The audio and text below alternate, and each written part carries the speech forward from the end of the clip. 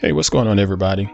In this video, I'm going to show you how to make yourself a nice little filter, if you will, just like you would if you were on Instagram, except we're going to use Photoshop and the color gradient map.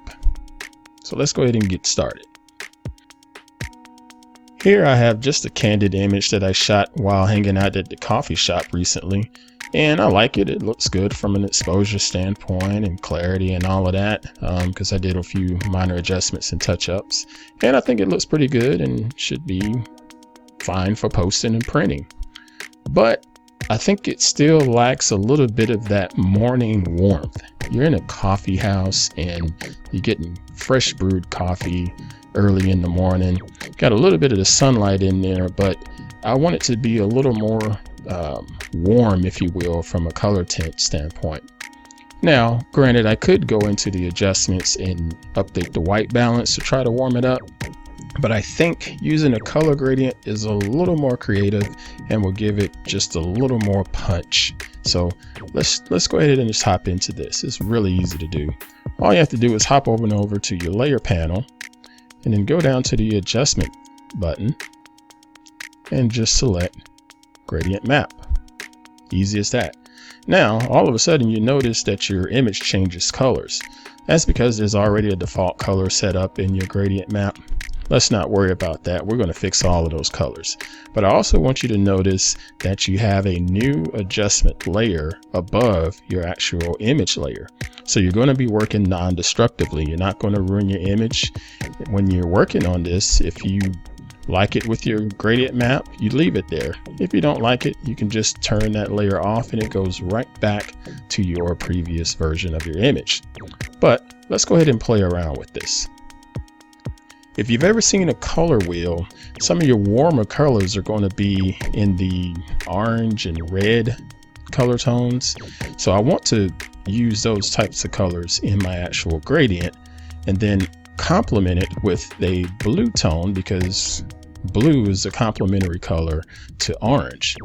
What I'm going to use is a foreground to background gradient, which is this one that you select right there.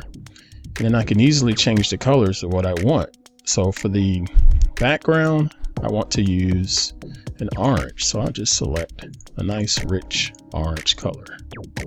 And depending on the power of your computer, as you select the color, you'll notice that the image starts to update.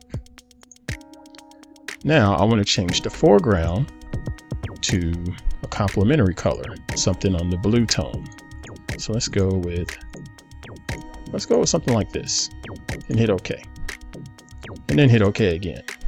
Now I know this looks really bad. This is sort of a, I don't know, almost psychedelic tint, I guess. Well, maybe not psychedelic, but not quite what I was looking for. This is an easy fix. All you have to do is hop on over to your layer panel and then change the blend mode. I highly recommend the soft light blend mode, but you can play around with most of any of these in here. But I think the soft light and vivid light may be your best option. So I'm going to select soft light. Now this looks a lot warmer already in comparison to how the first shot looked. So if I turn this off, that's the before. It's a little cool there. Now with the gradient map, it's a little bit warmer, but I think it could get even warmer. So I'm going to adjust it.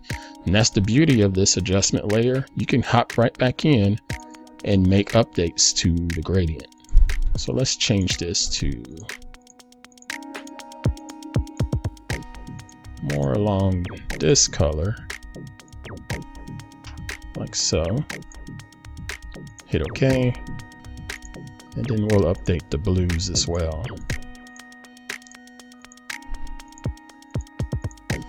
There we go.